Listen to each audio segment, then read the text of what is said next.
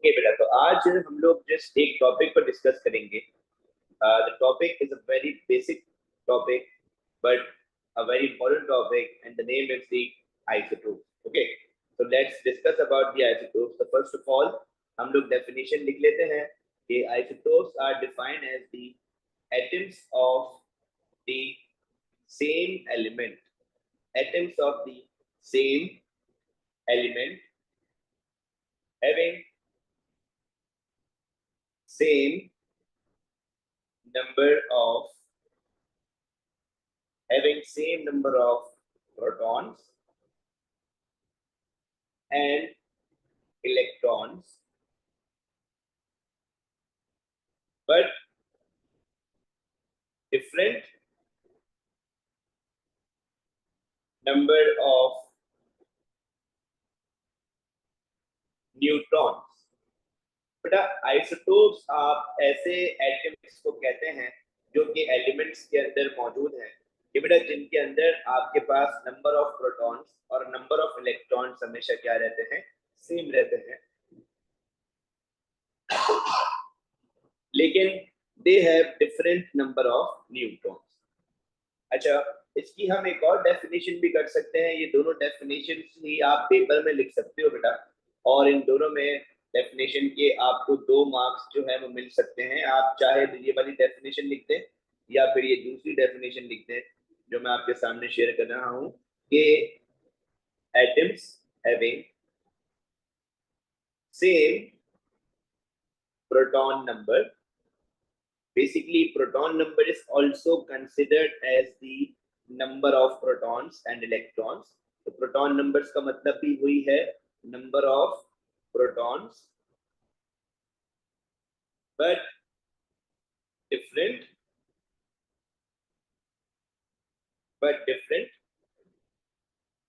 mass number. और mass number को आप एक और नाम भी दे सकते हो, which is called the nucleon number.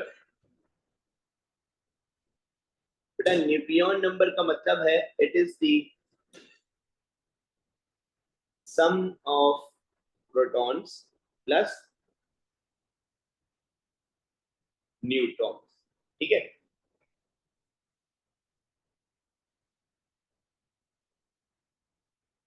तो बेटा आइसोटोप्स हमारे पास ऐसे एटम्स होते हैं जिनके अंदर आपको नंबर ऑफ प्रोटॉन्स और इलेक्ट्रॉन्स तो सेम मिल जाते हैं, लेकिन इनके नंबर ऑफ न्यूट्रॉन्स क्या होते हैं बेटा, डिफरेंट होते हैं.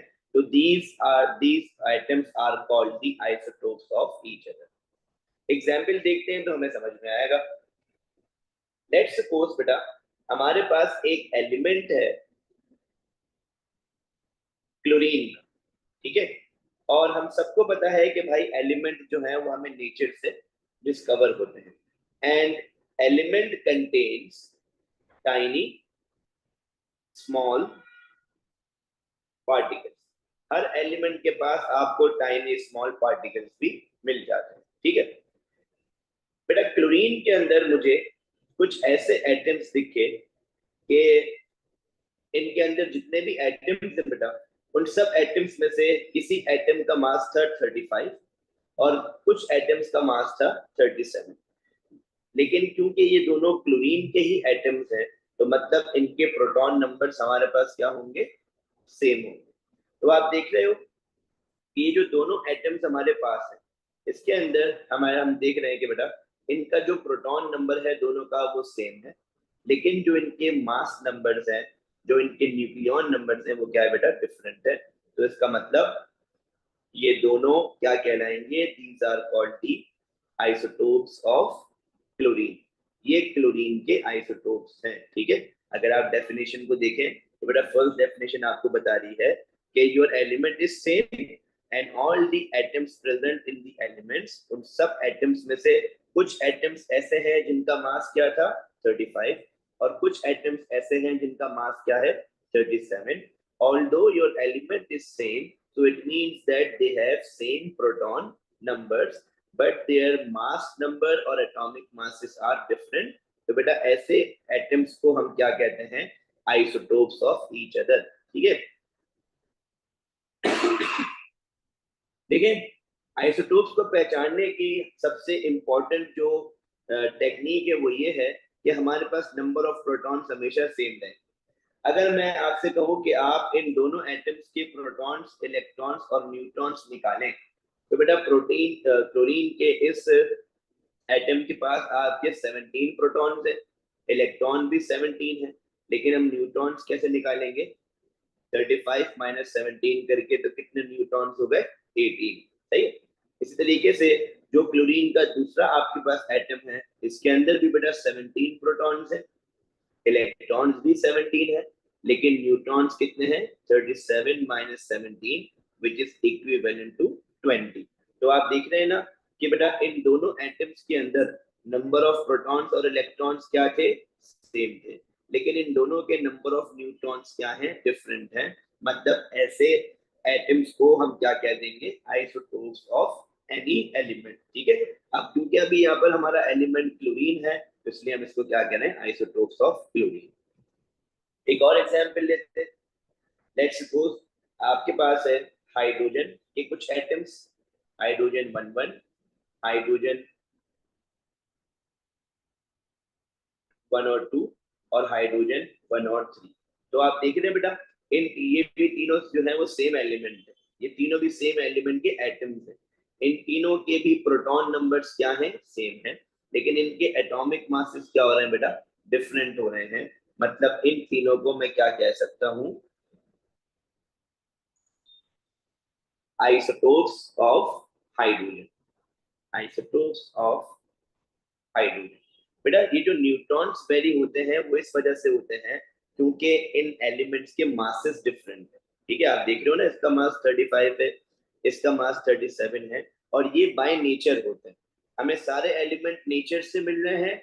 उन सब एलिमेंट के अंदर क्या मौजूद है? टाइनी स्मॉल पार्टिकल्स मौजूद हैं। ठीक है, लेकिन बेटा इस क्लोरीन के एटम्स के अंदर कुछ एटम्स ऐसे हैं जिनका एटॉमिक मास क्या है? 35, और कुछ एटम्स ऐसे हैं जिनका एटॉमिक मास क्या है? 37। तो ऐसे एटम्स जिनके प्रोटॉन्स और इलेक्ट्रॉन्स तो सेम रहे, लेकिन उनके न्यूट्रॉन्स डिफरेंट हो जाएं, तो हम उनको क्या कहते हैं? आइसोटोप्स। ठीक है, ये हमें नेचुरली तौर पर ही मिलते हैं, और इनके नंबर ऑफ न्यूट्रॉन्स भी नेचुरली ही डिफरेंट करते हैं या वेरी करते हैं। ओके, तो बेटा अगर मैं इन हाइड्रोजन के प्रोटॉन्स, इलेक्ट्रॉन्स और न्यूट्रॉन्स निकालूं और चेक करने के लिए कि क्या ये आइसोटोप्स हैं भी या नहीं है, तो बेटा हाइड्रोजन का प्रोटॉन 1, इलेक्ट्रॉन भी 1, लेकिन हाइड्रोजन के पास न्यूट्रॉन्स कितने हो गए? 0। मतलब हाइड्रोजन जो है ये सबसे लाइटेस्ट पार्टिकल है क्योंकि इसके पास कोई भी न्यूट्रॉन नहीं है। जबकि सेकंड वाले हाइड्रोजन के एटम में इलेक्ट्रॉन प्रोटॉन तो 1 1 है, और न्यूट्रॉन्स क्या होगा बेटा? 2 माइनस 1 1। जबकि थर्ड वाला जो आपके पास हाइड्रोजन का एटम है, इसके अंदर प्रोटॉन्स इलेक्ट्रॉन्स अगेन 1 है, लेकिन बेटा आपका न्यूट्रॉन्स क्या होगा? यहाँ पे 2 हो गए।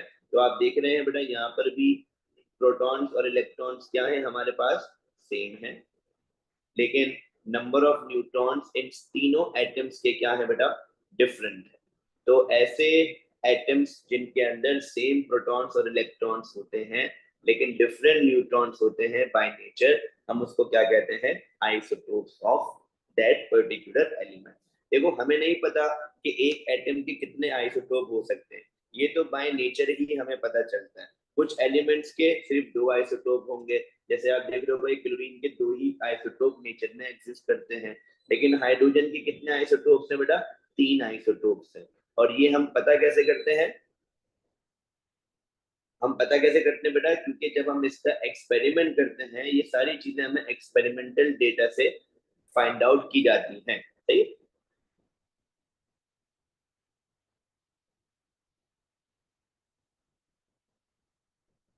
बेटा देखो हाइड्रोजन के ऊपर ज्यादा क्यों होते हैं या क्लोरीन के कम क्यों होते हैं, इस बात को ना हम बता सकते हैं क्योंकि ये तो बात हमें, ये सारे एलिमेंट्स हमें नेचर से मिल रहे हैं। हम तो इनकी प्रॉपर्टीज को डिस्कस कर रहे हैं, तो हमें पता चल रहा है कि क्लोरीन के सिर्फ 2 एटम, 2 आइसोटोप है, लेकिन हाइड्रोजन के 3 आइसोटोप है। तो इस तरीके का आपके पास सवाल कभी भी नहीं आ सकता।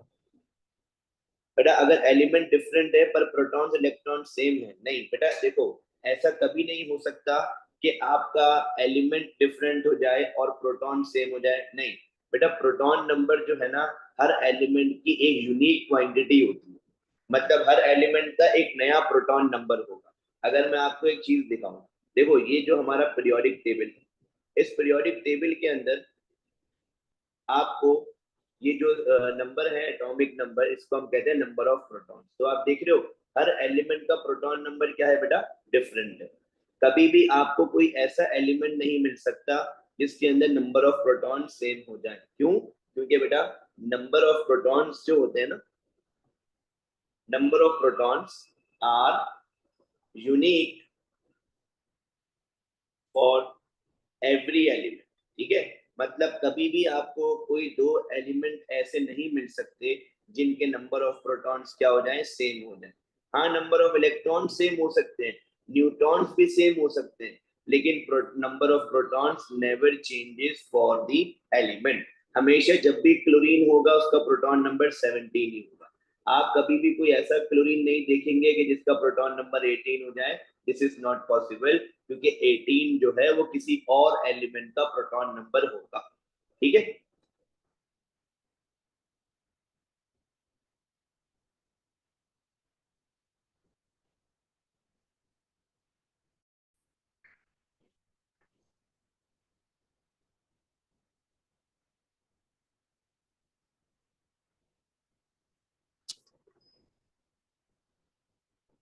बेटा न्यूट्रॉन नंबर सेम नहीं है। देखो पहले वाले हाइड्रोजन के पास न्यूट्रॉन्स कितने हैं, 0। दूसरे वाले हाइड्रोजन के पास न्यूट्रॉन्स कितने हैं, 1। और तीसरे वाले हाइड्रोजन के पास न्यूट्रॉन्स कितने हैं, 2।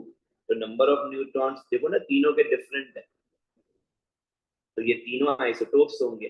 प्रोटॉन्स इलेक्ट्रॉन सेम है, लेकिन नंबर ऑफ न्यूट्रॉन्स डिफरेंट है। तो ये तीनों आइसोटोप्स हैं। ठीक है, आइसोटोप्स का ताल्लुक सिर्फ किससे होता है बेटा, नंबर ऑफ न्यूट्रॉन्स। हमेशा कौन डिफरेंट होगा, नंबर ऑफ न्यूट्रॉन्स। अभी इसकी एग्जाम्पल भी करेंगे तो हमें बात समझ में नहीं। सही है, अच्छा।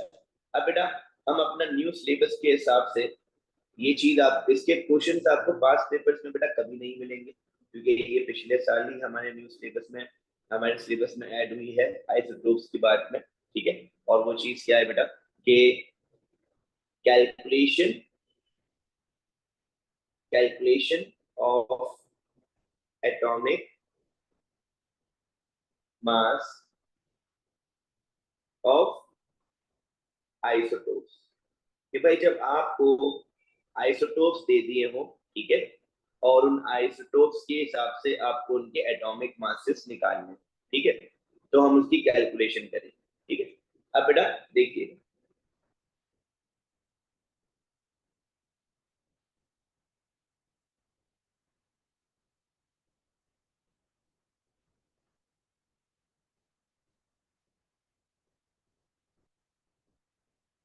क्या करेंगे, एग्जाम्पल करेंगे। फॉर एग्जाम्पल एग्जामिनर ने कहा आपके पास क्लोरीन के दो एटम्स मौजूद हैं। ठीक है, और क्लोरीन के एक एटम का मास कितना है, 35, और दूसरे एटम का मास कितना है बेटा, 37। सही है, जरा समझिएगा इस बात। अच्छा, देखो हम लोग नेचर में जब भी क्लोरीन को लेंगे, तो उस क्लोरीन में कुछ एटम्स क्लोरीन 35 वाले के होंगे, और कुछ एटम्स किसके होंगे, क्लोरीन 37 वाले मास के। ठीक है, क्योंकि हर क्लोरीन के अंदर ये दो आइसोटोप्स मौजूद होते हैं। सही है, अब एग्जामिनर आपको बता देगा कि सपोज करो कि आपके पास जो क्लोरीन है ना, उस एक क्लोरीन के अंदर 75% जो एटम्स हैं उनका मास कितना है, 35, और 25% जो एटम्स हैं उनका मास कितना है, 37। तो ये जो परसेंटेज मैंने आपको दी हुई है, ये परसेंटेज आपको हमेशा क्वेश्चन में गिवन होगी। ठीक है, ये मैंने क्वेश्चन, ये परसेंटेज आपको क्या बता रही है, ये परसेंटेज आपको ये बता रही है कि आपके टोटल क्लोरीन के अंदर कितने परसेंट एटम्स का मास 35 है, और कितने परसेंट एटम्स का मास जो है वो 37 है। अच्छा बेटा, ये जो परसेंटेजेस मैंने यहाँ पे लिखी हैं, ये परसेंटेजेस एक्सपेरिमेंटली फाइंड की जाती है, लेकिन क्योंकि अभी ओ लेवल्स में हमारे सिलेबस में एक्सपेरिमेंट्स करना अलाउ नहीं है, तो इसीलिए एग्जामिनर ये परसेंटेजेस हर आइसोटोप्स की आपको क्वेश्चन में गिवन करेगा। ठीक है, जितने भी आइसोटोप्स होंगे उन सब की परसेंटेज ऑफ एटम्स आपको मिल जाएंगे। इसका मतलब क्या है बेटा, आपके पास जो नेचर में क्लोरीन है, उस क्लोरीन के अंदर कुछ एटम्स क्लोरीन 35 के हैं और कुछ एटम्स क्लोरीन 37 के हैं। अब एग्जामिनर ने आपको परसेंटेज भी बता दी कि यार हर क्लोरीन के अंदर जो है ना 75% एटम्स का मास कितना होता है 35 और 25% एटम्स का मास कितना होता है 37।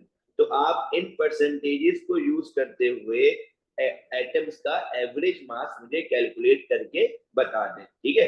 तो हम इसका बेटा मास कैलकुलेट करने के लिए एक बिल्कुल आसान सा फॉर्मूला यूज करेंगे to calculate the atomic mass. Atomic mass का कैलकुलेशन करने के लिए बेटा हम क्या करेंगे, देखिए हम बेसिकली इनका एवरेज निकालेंगे। मुझे बताइएगा कि क्लोरीन के जो 35 वाले एटम्स हैं जिनका मास 35 है वो कितना परसेंट आपके पास है 75%, प्लस वो क्लोरीन के एटम्स जिनका मास 37 है वो कितना परसेंट आपको दिए हैं बेटा 25%। जरा बताएं इन परसेंटेजेस का टोटल सम हमेशा कितना होगा भाई, किसी भी चीज का टोटल सम कितना परसेंट होता है 100। तो अगर मैं बेटा इस वाली वैल्यू को, क्योंकि कैलकुलेटर हमारे पास अलाउ है हर पेपर में, तो आप जब इसको कैलकुलेटर में सॉल्व करेंगे तो बेटा आपका आंसर आ जाएगा 35.5 और ये हमारे पास क्लोरीन के एटम का मास आ गया which is the average of these two atoms, ठीक है ना। तो बेटा एग्जामिनर ने आपसे क्या कहा था कि भाई क्लोरीन के दो आइसोटोप्स नेचर में एग्जिस्ट करते हैं। एक क्लोरीन के आइसोटोप का मास है 35 और दूसरे क्लोरीन के आइसोटोप का मास क्या है 37। अब एग्जामिनर ने आपको बता दिया कि भाई हर क्लोरीन के अंदर जो 75% एटम्स हैं उनका मास कितना होता है 35 और जो 25% एटम्स हैं उनका मास क्या होता है 37। तो आपको अगर कोई एक एटम का मास निकालना हो तो बेटा आप उसका मास कैसे निकालेंगे, आपने क्या किया 35 into 75, 37 into 25 multiplied divided by 100, तो आपको क्लोरीन का एटॉमिक मास मिल गया। सही है बेटा, हमें बिल्कुल एक से ज्यादा एटम्स भी गिवन हो सकते हैं। जितने एटम्स गिवन होंगे ना हम इसको फॉर्मूला में प्लस करते रहेंगे। एक तो पॉसिबल ही नहीं है ना, आइसोटोप का मतलब ही यही है कि मिनिमम दो आइसोटोप तो हो। अगर एक ही दिया हुआ होगा तो उस मतलब उस सबके अंदर एटम्स 100% का उनका मास सेम है, तो आप कैसे कैलकुलेशन करोगे। तो आपको एटलीस्ट दो आइसोटोप तो दिए हुए होंगे। समझ में आ रही है बात, ठीक है। अब बेटा एक और क्वेश्चन मैं आप लोगों को देता हूँ, जरा आप उसको सॉल्व कीजिएगा उसको देखते हुए। मैंने आपको अब दे दिए मैग्नीशियम के आइसोटोप्स, ठीक है। मैंने आपसे कहा कि भाई मैग्नीशियम जो है ना हमारा जो एलिमेंट है, उस मैग्नीशियम के तीन आइसोटोप्स नेचर में एग्जिस्ट करते हैं। ये क्वेश्चन है और पेपर में भी एग्जामिनर क्वेश्चन इसी तरीके से आपको दे सकता है। बेटा मैग्नीशियम का इन सब का जो प्रोटॉन नंबर है जाहिर सी बात है वो क्या होगा सेम होगा, लेकिन जो इनके एटॉमिक मासेस हैं वो है 24, 25, 26। ये सब क्वेश्चन में गिवन है और आपको इन सब एटम्स की परसेंटेजेस भी दे दी, ठीक है, इन सब आइसोटोप्स। उसने कहा कि भाई 24 वाले जो आइसोटोप्स हैं उनकी परसेंटेज तुम्हारे पास है 79%, ठीक है। जो मैग्नीशियम के 25 वाले आइसोटोप है बेटा उनकी परसेंटेज है 11% और जो 26 वाले आइसोटोप हैं उनकी परसेंटेज है आपके पास 10%, ठीक है। तो अब आप इस गिवन इंफॉर्मेशन से ये सब चीजें आपको क्वेश्चन में बेटा दी हुई होंगी, ठीक है। आप इस गिवन इंफॉर्मेशन से अब मुझे एटॉमिक मास निकाल के बताएं ऑफ मैग्नीशियम, ठीक है। इस तरीके से होगा बेटा, परसेंटेजेस ये नहीं। अच्छा कैलकुलेटर में डायरेक्ट वैल्यू मत डालिएगा। अगर आप कैलकुलेटर में डायरेक्ट वैल्यू डालेंगे तो आपका आंसर गलत आ सकता है। अगर आप कैलकुलेटर में डायरेक्ट वैल्यू डालना चाहते हैं तो आपके बेटा साइंटिफिक कैलकुलेटर में ब्रैकेट्स का ऑप्शन होता है, तो आप ब्रैकेट ओपन करें, लिखे 24 मल्टीप्लाइड बाय 79, सही है। मास जो है वो कितना परसेंट है 79। प्रोटॉन नंबर से मल्टीप्लाई नहीं करवा दीजिएगा, ठीक है। हम एटॉमिक मासेस, हम आइसोटोप्स की बात कर रहे हैं, सही है। प्लस 25 इंटू 11 प्लस 26 इंटू 10, सही है। और बेटा टोटल सम ऑफ परसेंटेजेस देखो अभी भी कितना है, 100। तो आप अगर कैलकुलेटर में ये वैल्यू एक साथ डालना चाहते हैं ना बेटा, तो ब्रैकेट्स का यूज जरूर कीजिएगा, वरना आपका कैलकुलेटर गलत आंसर दे देगा। बताइएगा क्या आंसर आया।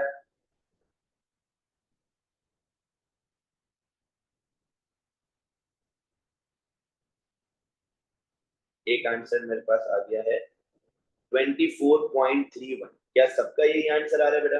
जी 24.31।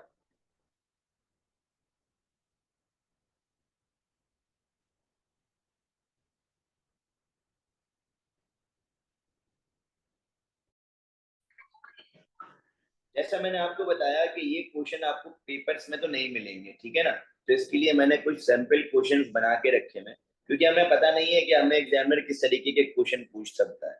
या तो एग्जामिनर डायरेक्टली इस तरीके के क्वेश्चन पूछ सकता है कि भाई वो आपको दे दे क्वेश्चंस, ठीक है, और जैसे कि हम लोग अभी कर रहे थे परसेंटेज भी लिख कर दे दे और बताए कि भाई एटॉमिक मास निकालें। लेकिन बेटा कभी कभी एग्जामिनर आपको इस तरीके से भी क्वेश्चन दे सकता है, सही है। देखो ये आपको दिया हुआ है अ सैंपल ऑफ स्ट्रोंशियम, एक एलिमेंट है जिसका नाम क्या है, स्ट्रोंशियम। उसका एटॉमिक नंबर क्या है, 38, ठीक है। बेटा अब आपको ये क्वेश्चन जो है वो ग्राफ की फॉर्म में दिया हुआ है, सही है। बेटा ये दिए हुए हैं आपको सारे स्ट्रोंशियम के एटॉमिक मासेस, कितना है बेटा, 85, 84, 86, 87 और 88, ठीक है। मतलब स्ट्रोंशियम के कितने आइसोटोप्स आपको दिए हुए हैं, there are 4 isotopes of strontium. एक का मास है 84, एक का मास है 86, एक का 87 और एक का 88, ठीक है। और आपको इन सबकी परसेंटेजेस भी गिवन है, सही है। नाम से कोई टेंशन नहीं है अपने को, आपको ये बात समझने की जरूरत नहीं है कि परसेंटेज अबंडेंस क्या होती है या क्या होती है, क्योंकि बेसिकली हमारा ये एक सैंपल क्वेश्चन है जो मैंने आप लोगों के लिए निकाल के रखा है, ताकि आपको अंदाजा हो कि एग्जामिनर किस तरीके के क्वेश्चन आपसे पूछ सकता है, सही है ना। तो बेटा हमें पता चल गया यहाँ पे नंबर ऑफ आइसोटोप्स कितने हैं, 4 हैं। और अगर मैं आपसे कहता हूँ कि आप मुझे इस स्ट्रोंशियम का एवरेज एटॉमिक मास निकाल के बताएं, तो बेटा हम किस तरीके से करेंगे, देखें। पहले वाले स्ट्रोंशियम का मास कितना है बेटा, 84, और उसकी परसेंटेज आपको कितनी दी हुई है, 0.56, प्लस दूसरे वाले का मास कितना है, 86, कितनी परसेंटेज है बेटा, 9.86, ठीक है। प्लस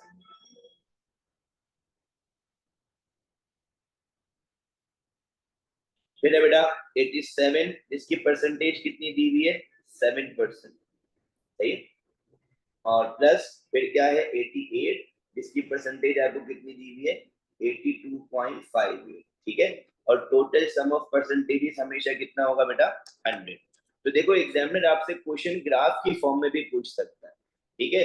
देखो हमारे पास ये इन सबकी परसेंटेजेस गिवन है ग्राफ के हिसाब से, और परसेंटेजेस नंबर भी लिखे हुए, तो निकालने की जरूरत नहीं है, सही है। सबके आपके पास ये सारे के सारे किसके आइसोटोप्स है, स्ट्रोंशियम के आइसोटोप्स है। कितने आइसोटोप्स है बेटा स्ट्रोंशियम के, 4 आइसोटोप्स हमारे पास आए हैं। कोई और आइसोटोप क्या आ रहा है, नहीं आ रहा, क्योंकि देखो 89 वाले की परसेंटेज आपको दी हुई नहीं है, 90 वाले की परसेंटेज आपको दी हुई नहीं है। तो जिनकी परसेंटेज दी हुई है मतलब सिर्फ उतने ही आइसोटोप आपके पास नेचर में एग्जिस्ट करते हैं, उससे ज्यादा आइसोटोप नेचर में एग्जिस्ट नहीं करेंगे, ठीक है। तो बेटा जरा सम करके मुझे इसका आंसर बताइएगा। जी अब्दुल्ला ने एक आंसर मुझे दे दिया है, सॉरी स्क्रीन चली गई। एंड हमारा आंसर आ गया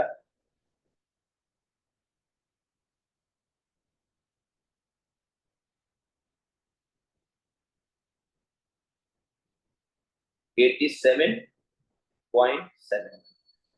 So that is the combined atomic mass of these strontium, सही है। अलीशा बेटा ठीक है आपका आंसर भी। तो ये सैंपल क्वेश्चन है, क्योंकि पास पेपर्स में तो हमें इसका कोई क्वेश्चन मिलेगा नहीं, नया सिलेबस में ऐड हुआ है। अब्दुल रहमान तुम कैलकुलेशन में गलती कर रहे हो बेटा, अगर आप साइंटिफिक कैलकुलेटर में वैल्यू सही डालोगे तो आपका आंसर सही आएगा, क्योंकि बाकी सबका आंसर यही आ रहा है, तो आपकी कैलकुलेशन मिस्टेक है। 84 देखो डेसिमल में तो कोई मसला नहीं कर रहे, 0.56, 9.86, 7 और 82.58 कोई डेसिमल में से हो गया होगा, सही। तो आपका आंसर यही है 87.7।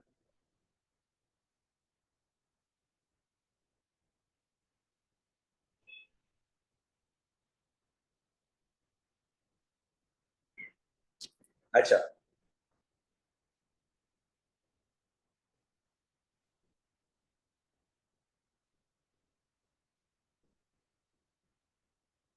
अब बेटा हम कुछ बात करते हैं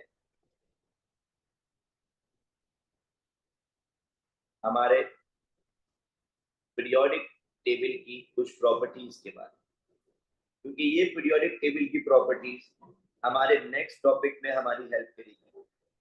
बेटा पीरियोडिक टेबल के अंदर सबसे पहली प्रॉपर्टी आपके पास ये है कि आपके जितने भी एलिमेंट्स हैं, all the elements are arranged with respect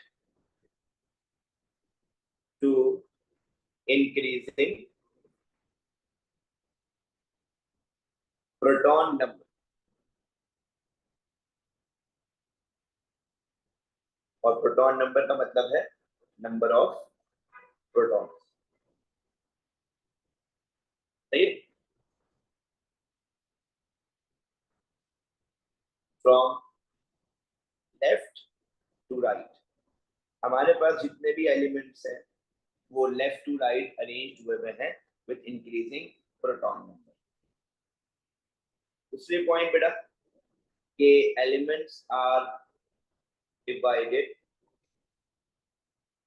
into groups and periods, हमारे पास बेटा there are there are 1 till 8 groups and 1 till 7 periods in our periodic table.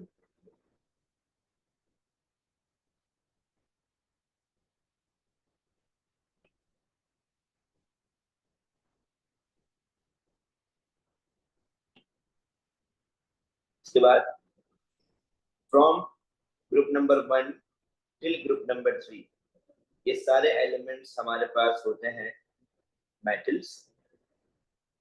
From group number 4 till group number 7 ये सब हैं बेटा हमारे पास non metals. Group 8 के elements को आप कहते हो नोबल गैसेस और इनर्ट एलिमेंट्स। बेटा ये जो वर्ड है हमारा इनर्ट, इनर्ट का मतलब है अनरिएक्टिव, मतलब ये वो एलिमेंट है जो कभी भी केमिकल रिएक्शन नहीं करते, सही। And elements between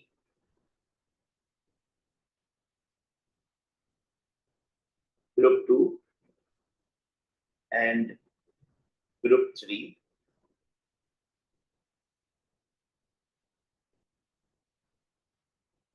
are called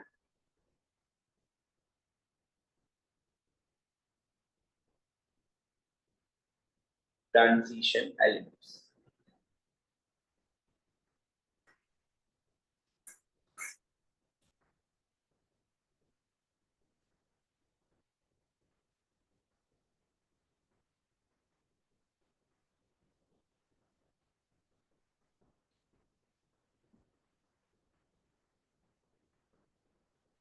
periodic table में जो आपका एटॉमिक नंबर होता है, एटॉमिक नंबर आपको बताता है number of protons and electrons, ठीक है। जबकि पीरियोडिक टेबल में जो आपका मास नंबर होता है, मास नंबर आपको बताता है कि it is the sum of protons and neutrons.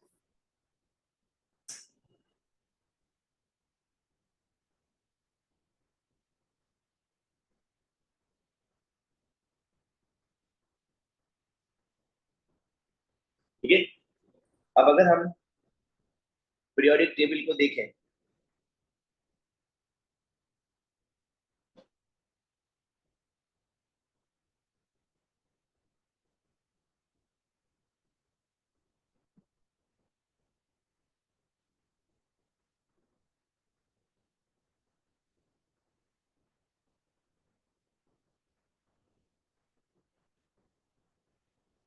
Copy कर लीजिएगा, फिर मैं पीरियोडिक टेबल खोलता हूँ।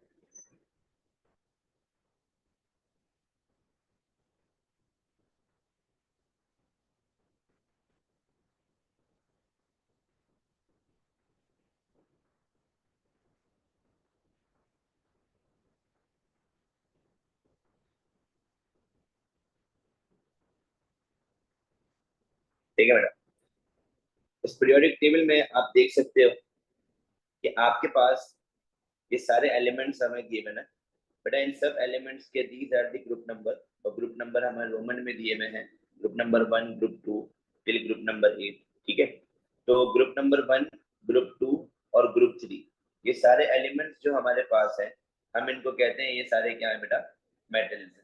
सही है, लेकिन जो एलिमेंट ग्रुप नंबर 4, 5, 6, 7, 8 वाले भी, ये सब क्या होंगे बेटा, हमारे पास नॉन मेटल्स होंगे। सही है, लेकिन इन नॉन मेटल्स में ये जो ग्रुप नंबर 8 के एलिमेंट्स है, ये वो स्पेशल एलिमेंट्स हैं जिनको हम लोग क्या कहेंगे, नोबल गैसेस या फिर इनर्ट एलिमेंट्स, मतलब ये केमिकल रिएक्शन में पार्ट नहीं लेते हैं। ठीक है, और बेटा आप देख रहे हो जो ये वाले एलिमेंट्स हैं, ये एलिमेंट्स किसी भी ग्रुप नंबर में नहीं है, इनका कोई भी ग्रुप नंबर नहीं है।